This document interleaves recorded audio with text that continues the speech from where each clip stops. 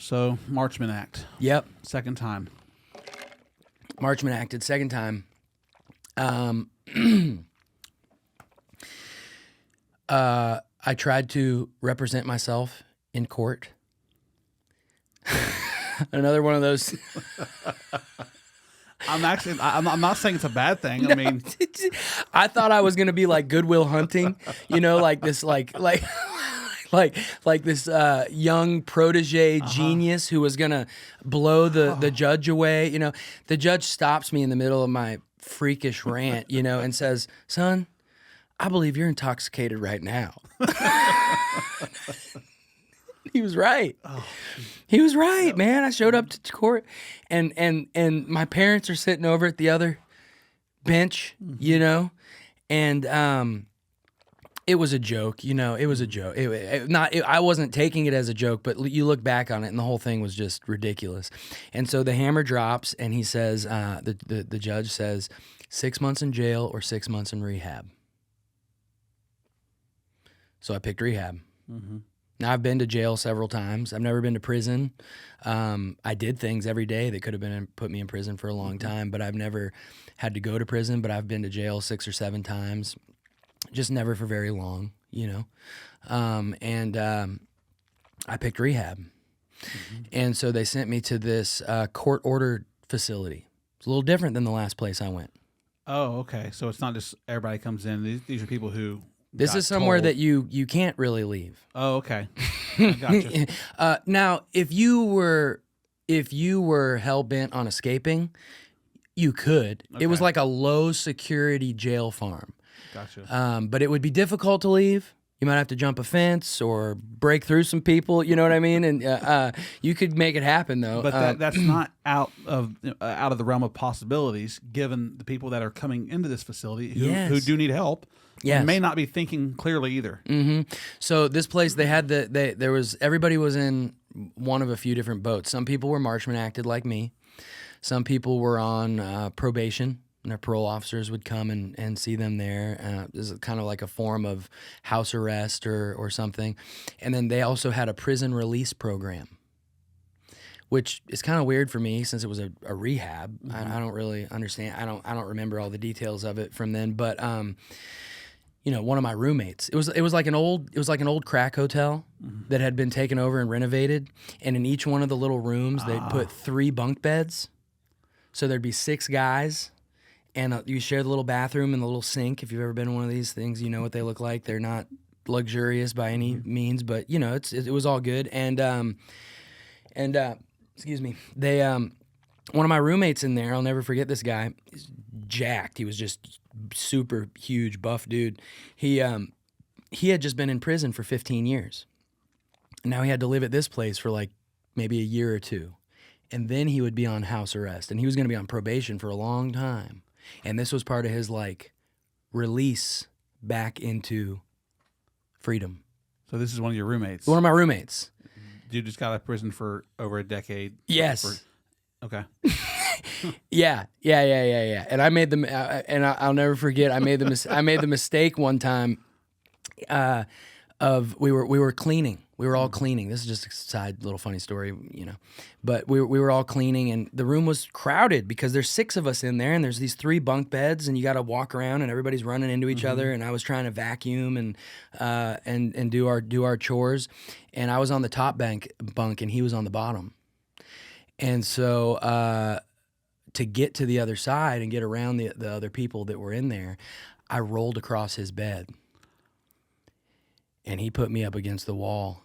And he said, "My bed is my home. And don't you ever touch it again without my permission." I was like, and I'm like 18, 19, you know what I'm saying? Uh-huh. I mean, I had been through some stuff, but I was just like, okay. All right, man. Understood. I wasn't waging war. I didn't know that you felt that way about it. I'm my bad. You know what I mean? I won't do it again. Uh-huh. You're ready to die for this. I'm not. I'm not even mad. No. Wow. Yeah. I bet the stories are endless. Oh, I can tell you how it ended though, because it's important to where I went next. Okay. So, I had been there probably about 5 months of the 6-month sentence, if you will. Mm-hmm. And I got intoxicated while I was there. Mm-hmm. You can make that happen, you know. So obviously I wasn't. It was not a successful treatment and all that kind of stuff. But we got certain privileges once we'd been there for a certain amount of time and went into different phases. Mm-hmm. And so I was in the final phase. And they would give us as a treat. They would take us to like an outside meeting. They'd put us all on a bus, and they would drive us to a 12-step meeting off campus. And so it was like this little taste of freedom. And while they were there, you know, everybody smoking cigarettes. I don't even think vapes were around yet, but all the addicts are all addicted to nicotine. You know what I mean? And so, as a punishment, they would take that stuff away from us if we were bad. And they had taken that away. So we go to this outside meeting, and I smoked a cigarette. I had some nicotine. I drank a Coca-Cola, which had sugar and caffeine in it, which they didn't serve us there. There was no salt, no sugar, no caffeine. It was all just this really strict kind of diet. And then we get on the bus, and they're playing some funky music, like some jams, you know what I mean? Mm-hmm. And I'm feeling it, and I'm in the zone, and I'm pumped, and so I'm back to my old class clown ways. This convertible pulls up, like a convertible Mustang, and it had like, you know, a couple guys, couple girls in it. They were just few people in the car, and for whatever reason in my crazy head, I thought it would be a good idea to moon them. Right. So that's what I did. Yeah. And everybody thought it was hilarious, except one person. And when we got back to the facility, they told on me. Oh, come on. Yeah. Yeah. And I mean... Snitches in rehab? Yes, man. That's what I'm saying. There were snitches in rehab. And obviously, you know, my part in it is that I did that, or, you know, they wouldn't have been able to tell on me for it. So, right. But I thought it was ridiculous. And they called me into the office, and they said, this is indecent exposure in a company vehicle. We take this very seriously. You think everything is a joke. Your whole life is a joke. It always has been. You're going to be kicked out of here, and you have 48 hours to have a new place report to us that you're there and start your time over, or we're going to report you to the judge and you'll go to jail for 6 months. Oh. So at this point, I've burned most bridges. Nobody wants to help me. They want to help me, but they've already paid for a rehab. This was a court-ordered thing, state-funded thing. And people are taking the approach of let's let him feel a little tough love. Let's let him feel the consequences of this. This isn't a game. He needs to know what could happen. So there would be a warrant out for my arrest if I refused. I had no car. I had no phone. I had no job. I had no money. And I had nowhere to stay. So they pointed me in the direction of this homeless shelter in Jacksonville. Mm. And that's where I went. How old are you? 19. 4 years before, you're in high school. You're popular. You love having a good time, which is your personality. You're straight A's. And 4 years later, you're headed to a homeless shelter in Jacksonville. Yep. Mm. Yes, sir. Mm-mm-mm. And that place, it wasn't nice. It wasn't nice. I mean, people have been through all kind of stuff. I'm not trying to have a sob story here. You know, there's people that deal with this all the time, and I realize that. But that place, for a 19-year-old guy, you can pull off the top of that. Oh, okay, there we go. Yeah. There was there's no guards. There's no weapons checks. There's no drug checks. There's no nobody going through your belongings when you come in there. It was 150 men would come off the street every night. And we had this huge room. I'm actually trying to get into this place to go and speak coming up soon. I haven't gone back there to speak since I left, but I'm working on it right now. Yeah. And there's this huge room, and we had bunk beds in there. It was like a gymnasium-sized room filled with bunk beds. kind of like population at some jails, and the Eagle Scouts had built these 3 high bunks around the perimeter of the room as a service project, and 150 guys coming off the street, no drugs checks, no weapons checks, and people are in the bathroom shooting up, smoking crack, coming in hammered with feces and puke on them, and soiled their pants, and they're getting in fights, and I mean, people literally got stabbed in there and attacked in the bathrooms and things like that. I mean, it was not a safe, friendly environment at all, and a lot of weird stuff happened in there.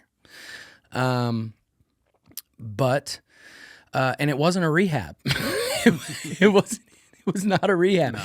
It was run by a church. It was a rescue mission, and so it was funded by a church that was over on the other side of town, and they would let us go there on the weekends if we wanted to, and they would sit us all together. And there's another story I have for that, maybe for another time. But they did have this program, if you want to call it that, where if you said you wanted to be sober and you wanted to improve your life, instead of being kicked out in the morning with all the other overnighters, they would let about 5 or 10 people stay inside and not have to go out on the street during the day. And those people would go through all the clothing donations, go through all the food donations, wash and sort things, clean the whole place, clean the bathrooms, take out the trash, be a custodian, basically work there, run the place, and you would get lunch also instead of just dinner like everybody else that came in at night. And so that's what I did. For 6 more months, or did you have to start all the way over? Yeah, and I actually got it extended because I got in trouble. I was there. I went to the Florida-Georgia game. I busted out and went to the Florida-Georgia game at the Landing. And I didn't come back sober. That was the only time I escaped, but I was like, I gotta go, so I escaped. And I had this guy with me too, this guy that lived there, and he was a character, and neither of us came back sober, and so they extended my time. Wow. Yeah. So up to this point, are you trying at all? I mean, is there any part of you that's going, I've got a problem, I've got to fix this, and you just struggled to fix it? Or it was kind of like, I just need to get out of these legal woes and just kind of get myself where I can just go to work and do what I want to do or something? So that's a great question that gets me back on track. Remember, circle back, you said, what do you say to the people that say, this is a choice? Yeah. And just, if you don't want to do it, just stop. Don't stop making excuses. Stop just pawning this off as some invisible illness or something like that, and just do it for yourself and for your family, and just stop. Okay? Well, that's how I felt also at the time, and I didn't see how it could be any other way. I just thought that was the reality of it. So now things have gotten so ugly that I start trying to do that. I start trying to do that. And I had an experience I'll tell you about in a minute here at the homeless shelter that really was very impactful and eye-opening for me. But basically, what do you say to somebody who has OCD? Like crippling, debilitating, like there's TV shows, like reality shows about this, where somebody will take like an hour and a half to leave their house, and they flip the light switch on and off 100 times and check things and, do certain movements and taps, and they can't. And if you were to say to somebody that had that, hey, listen, man, just stop. Just stop.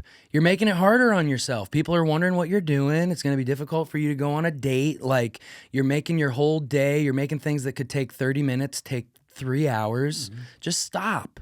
Well, that's why part of this is mental illness. And there's a part of, it didn't used to be that way before I started getting high, because I had no attachment to what drugs and alcohol could do for me. I didn't know how they would affect me physically and what they would do for me and how they would make me feel. which is different, by the way, than how they make non-addicts feel, which is why they don't understand, which is okay, but they're not experiencing the same thing. And I'll explain that. And then I didn't know that I would develop over time an obsession and an insanity around this cycle, and that I would become miserable when I was sober. And that's the spiritual part. And I'll break all that down. But I did not understand that I could make a decision, a firm decision, to never do this again. And then within a matter of days or weeks, something in my mind, like there's this inability to exercise my willpower, this mysterious, I would change my mind. Or I would start to believe that I'm so miserable that that's the only thing that can make me feel better. Or I would start to say, this time, I'm going to do it, but only a little bit. I'm not going to get out of control like I did last time, because I don't want those problems. I don't want to be in that place anymore. I'm just going to do a little bit and just kind of take the edge off. And then the physical reaction would happen, and it would be, So yeah, this is where I started really trying to stop and finding that I couldn't, that I was having a lot of trouble with that, and that it wasn't working, and it was confusing to me, and it was crazy, right? So what happened there one night, there was this guy that I met, cool dude. He was from Chicago. His name was Malcolm. Malcolm, if you ever see this, get at me, dude. I'd love to see you, buddy. But he said, hey, look, there's this stuff you can take over the counter. Some medicine that you can get at the store that can make you kind of trip out. And I was like, well, that sounds like a good time. You know what I mean? He's talking your language, right? Yeah, you're talking my language. So where can we get this stuff? He's like, you can get it at a little place called Publix, or wherever. I mean, I'm not throwing any names out there. I understand. Just any store, any drugstore, any grocery store, anything. Okay, sorry about that. Oh, I don't care. Okay. Publix might be a sponsor one day. Yeah, there you go. You could get this stuff at any store. And I'm like, really? Okay, that's not a discreet location. We're just going to the store. Let's go. And so he goes, all right, here's the thing. You want to take about a half a box of these. I won't mention what they were called because I don't want anybody doing it. Yep. But I said, half a box? Brother, I'm a tank. You don't understand. Whatever you think the normal is, I'm a mutant. I'm an animal. I'm a freak. I require probably 4 times the ordinary dose. And he goes, have you ever done this before? I said, no. But that's just how I am. You know what I mean? He goes, all right, man, I don't know if that's a good idea because I'm talking about taking way more than you're supposed to already to have this effect. So he takes a half a box. I took 2 whole boxes of these things. 2 entire boxes of these things. And my body had a unique reaction. So he starts feeling this about 30, 45 minutes later, and he's coming up to me, hey, man, are you feeling it? I said, no, I'm not. And I told you. And I took 4 times as much. I should have taken more. And he's like, whatever, man. And so I go to sleep, and I guess my body was like having some sort of delayed response to this thing. Oh. Because what happened is I woke up in the middle of the night, and I thought I was in a demonic rainforest filled with frogs.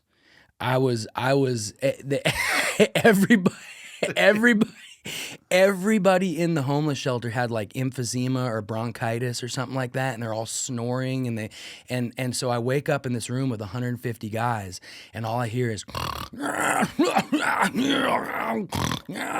I'm just like, oh, and I see the little exit sign all the way across the room, and I forgot I was laying on the top bunk, and I rolled off and smacked the pavement, and I started army crawling.